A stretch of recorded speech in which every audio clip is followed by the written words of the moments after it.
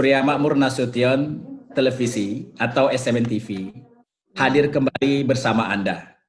Pada kesempatan ini, topik kita akan memperbincangkan tentang Pilkada Serentak 2020 di tengah masa pandemi COVID-19.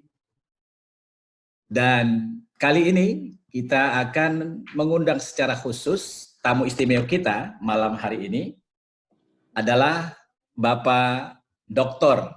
Ahmad Doli Kurnia Tanjung sebagai Ketua Komisi 2 DPR RI yang memang membidangi pemerintahan daerah, dalam hal ini bermitra dengan Kementerian Dalam Negeri. Bapak Doli Kurnia adalah Ketua Komisi 2 yang berasal dari fraksi Partai Golongan Karya. Kita mengenal beliau bukan hanya karena beliau hari ini duduk di DPR RI, tapi sosok Doli Kurnia Tanjung adalah juga sebagai pemimpin pemuda pada beberapa waktu lalu sebagai Ketua Umum Komite Nasional Pemuda Indonesia. Bahkan beliau juga adalah seorang aktivis mahasiswa yang dulunya berkecimpung di Himpunan Mahasiswa Islam. Inilah profil singkat daripada Bapak Dr. Ahmad Doli Kurnia Tanjung yang malam hari ini menjadi tamu istimewa di SMN TV. Assalamualaikum Pak Doli. Waalaikumsalam. Saya bagus manggilnya Bung Doli sajalah, karena orang Golkar kan biasanya panggilannya itu lebih akrab dengan Bung. Dan kalau menggunakan Bung ini pun juga kita teringat dengan istilah-istilah pada masa Bung Karno yang panggilannya itu justru itu begitu menggelora, bersemangat, sehingga apalagi Pak Doli adalah juga masih kalangan orang muda saya kira. Tetapi kalau milenial kayaknya sudah tidak milenial lagi ya. Sudah seperti itu lagi ya. Bagaimana kabar ini Bung Doli malam ini? Alhamdulillah baik Bang. Apa terakhir ini kegiatan di Komisi 2? Kemarin kami terakhir rapat, jadi seminggu ini seluruh komisi DPR itu sedang membahas rancangan APBN dan rencana kerja pemerintah tahun 2021. Jadi semua komisi sedang melakukan rapat-rapat kerja untuk menyusun RAPBN dan rencana kerja pemerintah tahun 2021. 2021 ya. Saya tadi pagi itu melihat di berita Parlamentaria, khususnya yang saya lihat Bung Doli sebagai pemimpin komisi waktu itu, ada memperbincangkan soal rencana pengunduran Pilkada ataupun Pilpres dan Pileg serentak 2024 menjadi 2027. Itu apa isinya sebetulnya? Oh, gini. Ya, ini sekaligus saya jelaskan juga. Memang mungkin karena penjelasannya sepenggal gitu ya. Jadi banyak nyampe dari informasi pertama mungkin sampai informasi ketiga dan kelima, semuanya terjadi bias. Jadi sebenarnya di Komisi 2 sekarang sedang menyusun draft rancangan undang-undang pemilu. Pemilu, oke. Di dalam rancangan undang-undang pemilu itu kami menyusun jadwal ya, jadwal pilkada dan pemilu. Karena apa? Kenapa seperti itu? Karena sekarang dalam rancangan itu pemilu itu kita buat dalam satu undang-undang dan satu rezim. Kalau selama ini kan kita mengenal pemilunya ada dua rezim.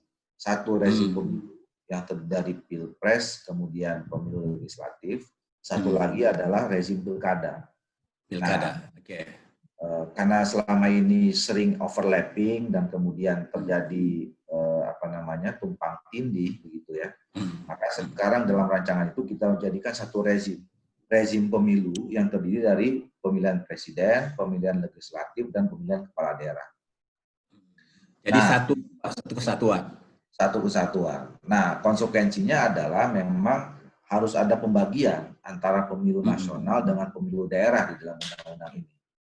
Nah, jadi yang dimaksud dengan pelaksanaan pemilu tahun 2027 itu adalah pemilu daerah.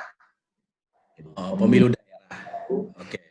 Jadi pemilu itu dibagi dua, pemilu nasional dan pemilu daerah. Pemilu daerah itu dilaksanakan di antara dua pemilu nasional.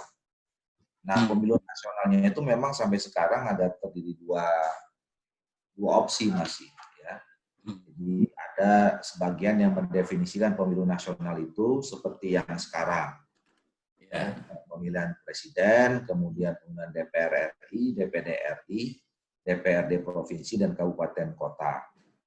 Plus pemilu daerahnya itu didefinisikan adalah pemilihan gubernur, bupati, dan wali kota. Itu satu opsi. Nah, opsi yang kedua, ini opsi baru. Ya. Yang disebut dengan pemilu nasional itu adalah pemilihan presiden, pemilihan DPR RI, dan DPD RI.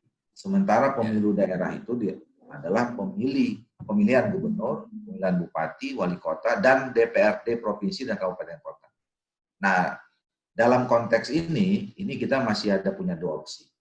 Tetapi kalau dalam keserentakannya, dalam undang-undang rancangan undang sekarang itu, kita membuat jadwal gitu. Kan selama ini pilkada serentak itu mulai dari 2015, yang pertama. Kemudian di 2017. 17, betul. 2018. Dan yang 2016 itu 5 tahunnya ada 2020. Tetapi di dalam undang-undang yang sekarang, itu pilkada serentak setelah tahun 2020 ini langsung ke 2024. Nah, jadi 2022 dan 2023 itu ditiadakan karena mau dilakukan serentak secara nasional. Nah, kemarin kami di Komisi 2 mendiskusikan, ada beberapa alasan kenapa kita harus kami sebut normalisasi. Pertama, kalau dari soal waktu berlangsungnya pemerintahan di daerah-daerah dan melaksanakan pilkada ini ada yang tidak fair. Kenapa? Karena kalau tetap dilaksanakan pilkada di tahun 2024, maka yang tahun 2020 ini, yang semua rata-ratanya pelantikan itu 2021, mereka hanya bisa melaksanakan atau menjalankan pemilihan cuma 3 tahun. 3 tahun, betul. Nah, sementara yang 2017 sama 2018, semenjak 2022, itu nanti akan ada pejabat kepala daerah sampai 2024. Jadi ada yang nanti akan melaksanakan atau menjadi pejabat itu selama 2 tahun. Nah, ini kan penjabat akan mengganggu ritme. Gitu. Nah, oleh karena itu, dengan konsep yang tadi, ya, maka kemudian kita menormalkan. Jadi biarkanlah yang pilkada-pilkada serentak ini dilaksanakan. Sudah sampai pada persoalan bahwa soal schedule mungkin tadi ya, soal jadwal bagaimana membuat jadwal antara pemilu nasional dengan pemilu daerah. Yang sekarang ini itu yang sedang dirancang oleh DPR Komisi 2. Ini Bang. Ya, jadi makanya sekarang kita apa namanya? Kita normalkan ya.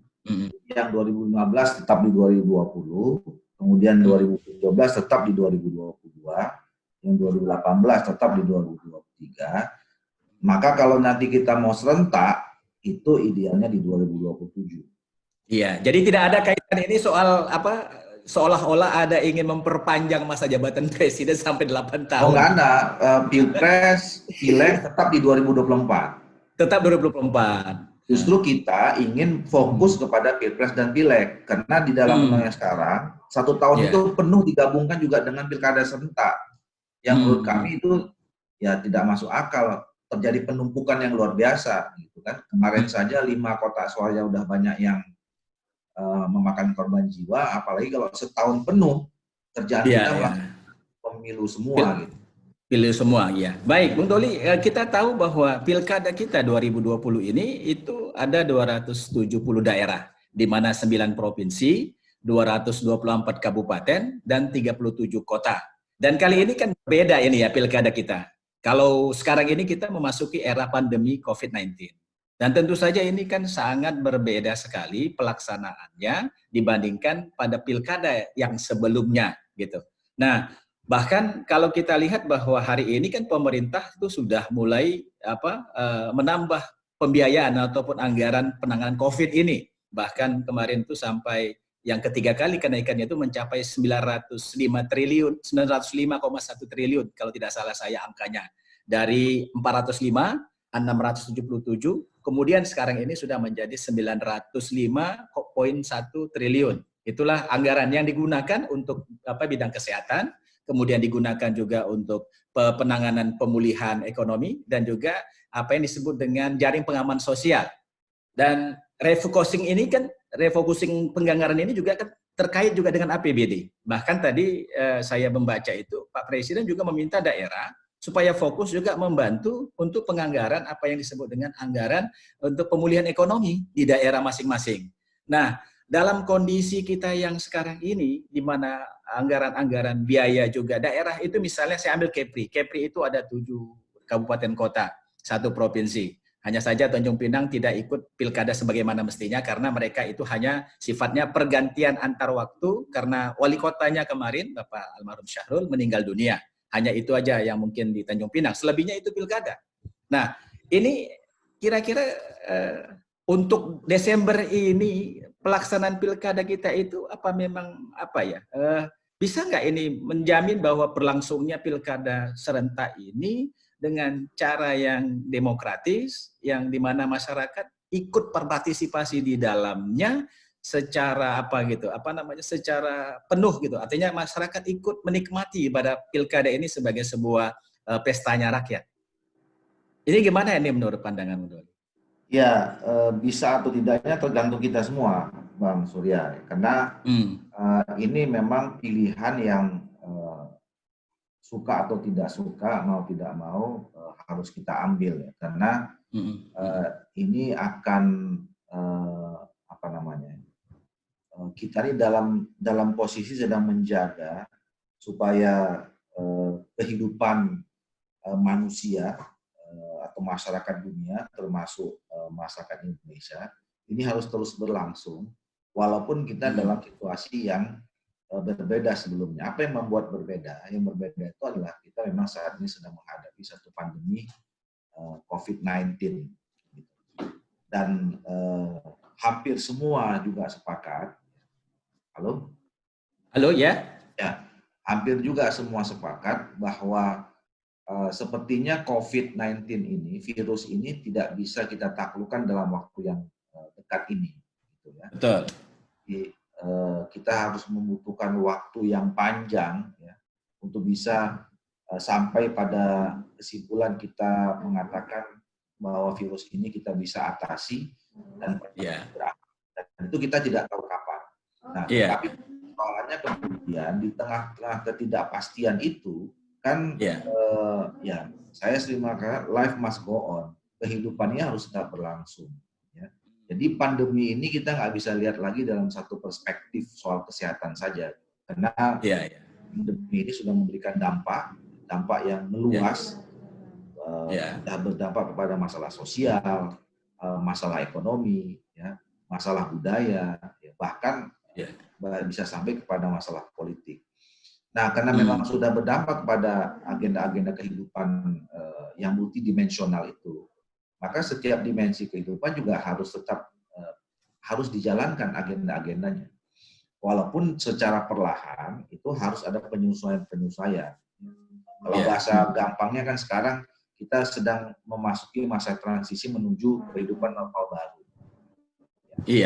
Penyesuaian-penyesuaian. Nah, apa penyesuaiannya? Jadi semua aktivitas manusia, seluruh aktivitas warga negara itu harus mengikuti atau menerapkan protokol kesehatan COVID-19. Nah, gampangnya kan kita harus pakai masker sekarang, kemudian cuci tangan, tetap physically distancing, gitu ya, menghindari kerumunan dan segala macamnya. Jadi setiap aktivitas itu harus menerapkan standar-standar yang seperti itu. Nah, kalau misalnya kita bisa melaksanakannya seperti itu, saya kira memang kehidupan ini bisa berjalan. Problemnya kemudian adalah kalau dikaitkan dengan pilkada, ya kan? Nah, tentu pilkada kita ini juga nggak bisa dalam situasi yang sekarang ini kita samakan dengan yang sebelum-sebelumnya, ya. Jadi, tetapi pilihannya adalah kalau misalnya kita tidak laksanakan agenda politik ini dan kita nggak tahu kapan misalnya akan dilaksanakan lagi, dan tentu itu ada konsekuensi-konsekuensinya ketika misalnya kita tidak bisa memastikan kapan agenda politik termasuk pilkada ini dilanjutkan, ya. Nah, maka kemudian harus kita sesuaikan. Nah, inilah yang kemarin kita sejak awal ketika di Komisi 2 ikut terlibat bersama-sama pemerintah, dalam hal ini Kementerian Dalam Negeri dan penyelenggara, itu untuk bisa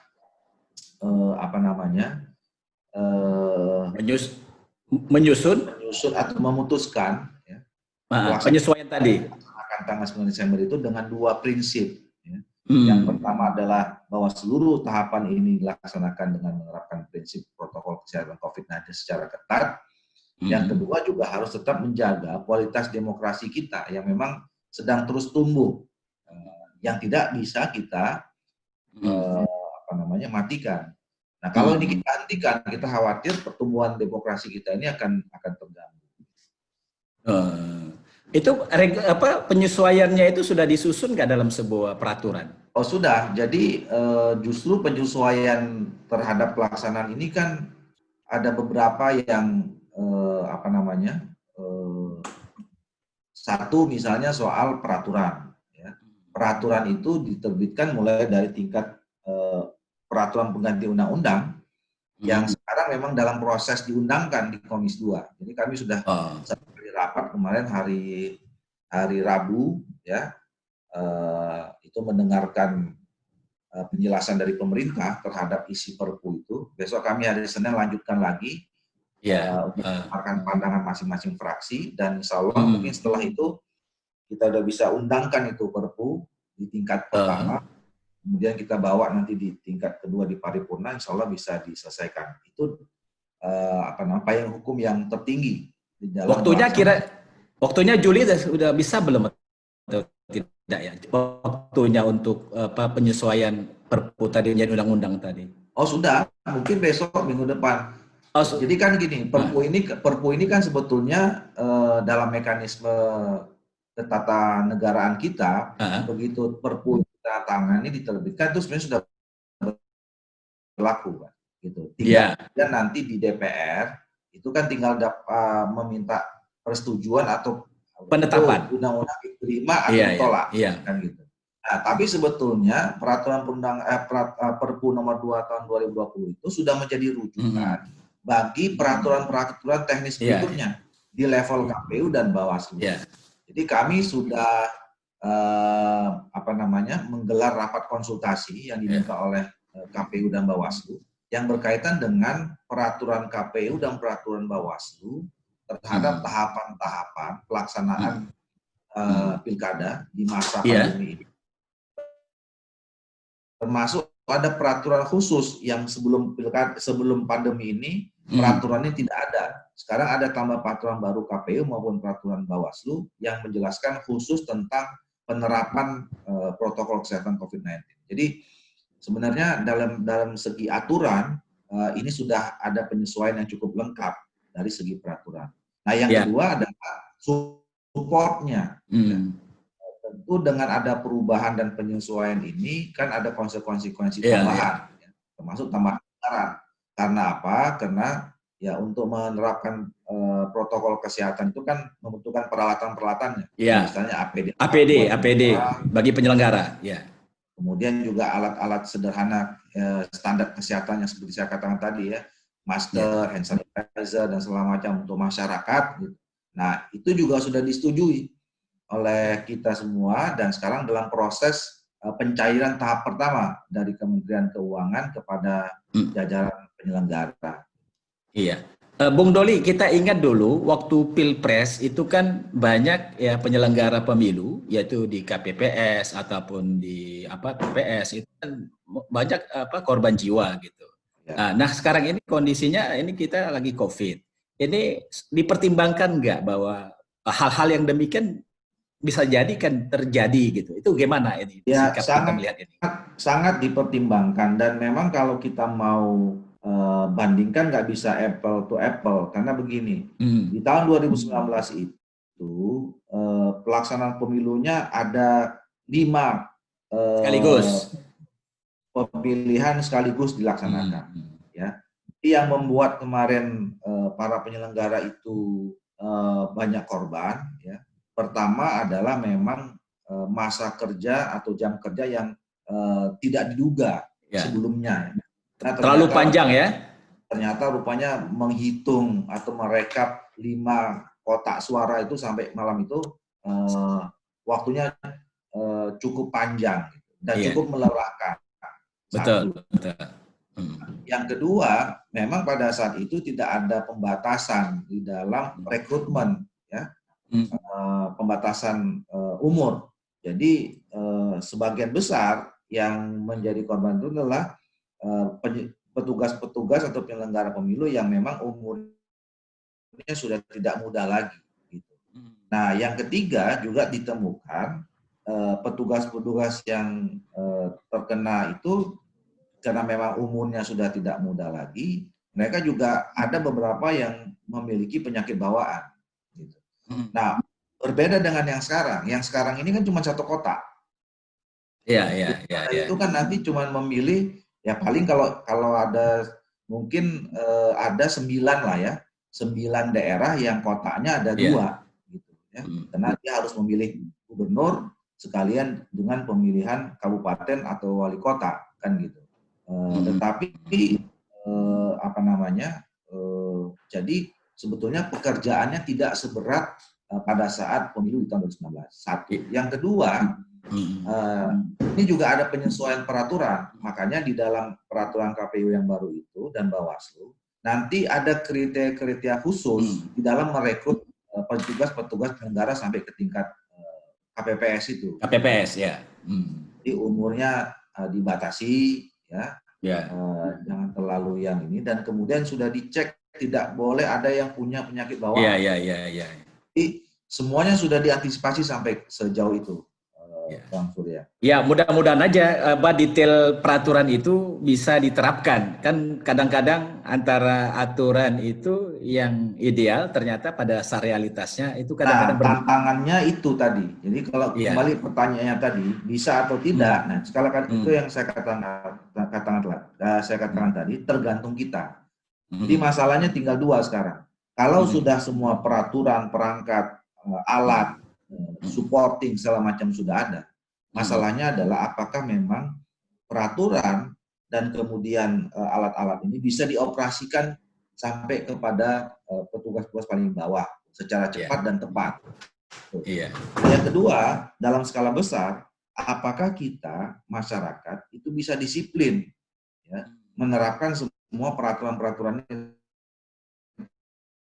Nah, itu yang saya katakan kembali ke kita. Nah, soal disiplin ini kan menjadi problem juga selama ini di masyarakat kita secara luas lah ya. Tetapi mungkin ini ada momentum juga, momentum untuk bagaimana kita melakukan perubahan secara radikal tentang kultur kehidupan kita ya.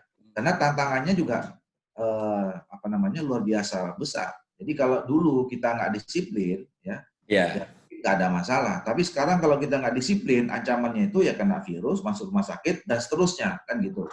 Oleh karena itu, sekarang kalau kita tidak mau masuk rumah sakit dan seterusnya itu, ya mau tidak mau harus disiplin. Nah, ini yaitu perlu komitmen kita semua dan mendorong agar masyarakat itu bisa disiplin menerapkan aturan-aturan ini. Ya, baik. Yang kedua tadi Pak Doli bilang ada soal kualitas demokrasi kita di tengah pandemi ini. Ya. Nah, banyak sebahagian kalangan mengkhawatirkan bahwa di tengah pandemi seperti ini, yang dikhawatirkan itu pertama, partisipasi publik akan menurun. Yang kedua, penyelenggaraan baik itu pelaksana pengawasnya juga itu tidak maksimal dalam melakukan tugas teknis dia di lapangan. Nah, yang dikhawatirkan adalah ini soal bahwa kualitas nanti ketika pelaksanaan penyelenggara itu kualitasnya kurang, partisipasi masyarakat kurang, yang dikhawatirkan rekrutmen pimpinan daerah itu juga akhirnya tidak bukan bisa jadi rekrutmennya juga tidak maksimal untuk dipilih sebagai kepala daerah. Ini gimana pandangan Bung Doli? Ya, jadi kalau tadi saya katakan ada syarat koridor ya, yang pagarnya itu ada dua tadi, prinsip kesehatan dan satu prinsip demokrasi ya. Nah, yang kesehatan ini kan sudah kelihatan ada titik terangnya lah. Ya. Ada peraturan, kemudian alat-alat support dan segala macam itu, tambahan anggaran. Ini sudah mulai ada titik terang. Nah, bagi prinsip yang kedua ini justru kita baru mulai. Ya. Betul, saya mengindikasikannya ada 3 sebetulnya dalam konteks menjaga kualitas demokrasi di dalam pilkada kita ini. Pertama tadi, tingkat partisipasi publik. Karena kan ini yang sederhana sebetulnya. Ya. Indikator ini yang paling sederhana untuk menilai apakah sukses pemilu atau tidak, atau kualitas demokrasi itu terjadi dijaga atau tidak di dalam pemilu. Nah, ini juga tantangan kita tersendiri juga ya. Jadi kita punya waktu 6 bulan lagi sampai 9 Desember. Karena yang nanti dilihat partisipasi publik itu kan di tanggal 9 Desember. Nah, apa saya katakan tantangannya cukup besar? Karena kita punya benchmark yang cukup tinggi. Karena di tahun 2019 tingkat partisipasi publik itu 83%. Walaupun sekali lagi tidak bisa apple to apple, karena interest dan daya tarik pilpres itu mungkin jauh lebih besar dibandingkan pemilu legislatif dan juga pemilu pilkada. Tapi paling tidak kita cita-citanya ya kalau bisa sama atau tidak jauh dari itulah, kira-kira kan begitu. Nah, yang kedua kenapa saya bilang tantangannya besar? Karena sejak 3 bulan 4 bulan yang lalu, pemerintah kita kan selalu menganjurkan untuk selalu di rumah. Makanya ada hashtag di rumah saja. Dan saya kira itu sudah dilaksanakan ya secara umum oleh masyarakat. Nah, sekarang mulai pelan-pelan dibuka, mulai dikampanyekan. Kalau kita terus-menerus di rumah, maka itu akan mengganggu kehidupan kita. Kita nggak bisa menyelokkan anak dan seterusnya gitu. Nah, ini kan mulai dibuka lagi back mind masyarakat kita ini supaya bisa menyesuaikan diri. Nah, mudah-mudahan 6 bulan ke depan itu sudah sampai pada penjelasan bahwa pilkada ini penting.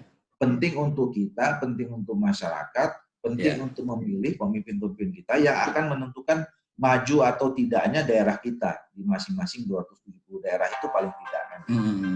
Oleh karena itu yang pertama. Ya.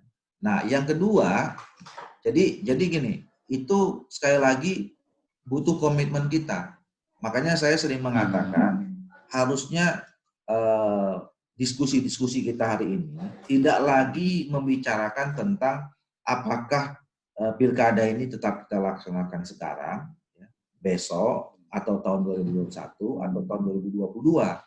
Karena makin lama kita memperdebatkan itu, maka itu akan bisa lama-lama memberikan keraguan kepada publik, yang ujungnya adalah orang akan juga malas melihat pilkada ini, dan itu akan terjadi penurunan partisipasi. Yang harus dilakukan sekarang ini adalah memberikan informasi yang tepat kepada masyarakat bahwa pilkada ini penting, maka kita bahwa pilkada ini penting, keselamatan penting, tapi sekarang sudah diatur caranya. Bagaimana 2 hal yang penting ini tidak kita pertentangkan, tapi kita bisa selaraskan berjalan bersama. Itu indikasi pertama. Nah, indikator yang kedua adalah soal tadi kita menginginkan setiap pemilu itu tidak adanya lagi atau minimal lah ya terjadinya kecurangan-kecurangan. Nah, memang ini sebagian besar yang terdepan adalah tugas dari Bawaslu. Perangkat hukumnya sudah ada, aturannya juga sudah cukup, saya kira. Nah, tinggal operasionalisasi dari pelaksanaan pengawasan ini. Ya. walaupun ada yang menarik Bang Surya di dalam pilkada di tengah COVID ini. Ya. Ya. Pertama, jadi buat masyarakat sebetulnya ini semakin mudah mereka menilai kualitas kepemimpinan, baik itu si petahana maupun non petahana. Kenapa? Karena temanya sama. Ya. Saya hampir bisa saya katakan semua tema yang disampaikan oleh para bakal calon pilkada ini itu satu temanya, yaitu lawan COVID-19. Ya. Kalau dulu sebelumnya tema-temanya itu ada yang tema pendidikan, pertumbuhan, tema infrastruktur, ekonomi, pertumbuhan, kesehatan, bermacam-macam gitu ya. Sekarang temanya sama. Ya, tema sentral COVID-19. Dan media kampanye juga sama. Ya, media kampanye itu mulai dari masker di awal-awal, kemudian meningkat hand sanitizer, habis itu alat pencuci tangan, sekarang lagi rame-ramenya sembako. Betul. Ya kan? Nah, jadi masyarakat juga sebetulnya bisa menilai, ya. Sekaligus bisa mengawasi. Ambil contoh misalnya, jadi kan begini, sekarang kira-kira sebulan 2 bulan yang lalu, orang ada yang mengatakan sama saya, wah kalau pilkada dalam COVID kayak gini, ini yang diuntungkan adalah incumbent. Kan? Nah, saya waktu itu jawab saya begini, saya punya kasus, ada 2 daerah yang saya monitor, ya. Karena tema kampanyenya sama, jadi baik si petahana maupun si non petahana itu sama bagi-bagi masker selama. Tetapi ada 2 daerah yang kepala daerahnya itu akhirnya dibully sama si masyarakat dan si kompetitornya. Karena apa? Karena ternyata dia tidak mengurus rumah sakit daerahnya, ya, protokol COVID-19, sehingga ada masyarakat yang terpapar datang ke rumah sakit itu ditolak karena tidak memenuhi standar itu. Nah, akhirnya itu jadi isu. Ternyata mereka menyimpulkan bahwa bagi-bagi masker, bagi-bagi hand sanitizer, bagi-bagi sembako itu hanya pencitraan saja. Sementara tugas tanggung jawabnya untuk ngurusin rumah sakit itu nggak dikerjakan. Nah, sekarang berbalik, ya kan?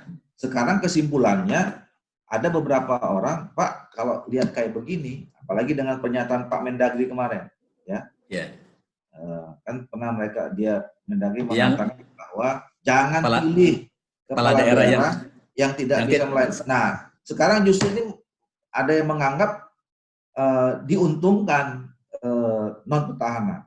Tapi kesimpulan saya sebenarnya, ya, dengan adanya pandemi ini semuanya jadi equal. Ya, baik petahana maupun non petahana itu startnya sama, gitu. Jadi tidak ada yang diuntungkan sebetulnya. Nah, oleh karena itu masyarakat jadi mudah sebetulnya untuk menilai kepemimpinan. Nah, sekaligus juga fungsi pengawasannya juga berjalan. Nah, itu yang kedua. Nah, yang ketiga, saya sering mengatakan juga, walaupun ada 2 level sekarang atau 2 stage. Stage pertama masyarakat memang temanya sama, lawan COVID-19. Tetapi ini penting, terutama buat ya kayak orang-orang seperti Bang Surya ini, ya, elit-elit politik, tokoh-tokoh masyarakat, pemimpin parpol lokal, anggota DPRD, ya, bahwa yang namanya penyampaian visi misi, ya, oleh kandidat ini tetap penting. Mungkin bagi masyarakat nggak penting lagi, gitu. Mereka sekarang hanya mau milih calon pemimpin yang mau menyelamatkan mereka. Menyelamatkannya bagaimana? Ya, yang menyelamatkan kesehatan mereka, yang menyelamatkan mereka bisa makan, yang menyelamatkan mereka, itu yang mereka nilai, gitu. Tetapi bagi tokoh-tokoh yang saya sebutkan tadi, ini perlu mencatat. Makanya kami di dalam peraturan KPU yang baru itu tetap mencantumkan ada debat kandidat. Gitu. Tetap ya, ada debat kandidat. Nanti debat kandidat itu nggak laku buat masyarakat, tapi ini penting buat elit-elit tadi, terutama DPRD misalnya. Sehingga nanti ini kan berjalan 5 tahun, gitu ya. Nah, 5 tahun ke depan tuh DPRD harus betul-betul mencatat apa visi misinya tokoh-tokoh elit itu, nanti ditagih itu dalam perjalanan selama 5 tahun ke depan. Nah, inilah indikator-indikator yang menurut saya kalau kita bisa jaga, insya Allah ini juga membantu untuk tetap menjaga kualitas demokrasi kita. Iya, baik, Bung Doli, sepertinya waktu kita ini sudah sampai saatnya kita akhiri, dan saya kira perbincangan kita malam hari ini begitu penting buat masyarakat, terutama kepada daerah-daerah yang hari ini menyiapkan penyelenggaraan pilkada. Nah, kami di Kepri misalnya saja ada 6 kabupaten kota yang akan pilkada dan 1 provinsi, dan mungkin daerah lain juga akan mungkin ada yang sama bahkan melebihi daripada Kepri. Nah, oleh karena itu pemirsa sekalian SMN TV, perbincangan kita malam hari ini boleh kita katakan bahwa Pilkada 2020 adalah merupakan pilihan yang terbaik untuk saat ini dilaksanakan. Dan pilkada ini tentu saja harus dilakukan yaitu dengan bagaimana kesehatan adalah menjadi hal utama yang harus menjadi perhatian daripada fungsi-fungsi penyelenggaraan pilkada itu. Dan pengaturan tentang protokol kesehatan dalam pilkada ini menjadi satu keniscayaan.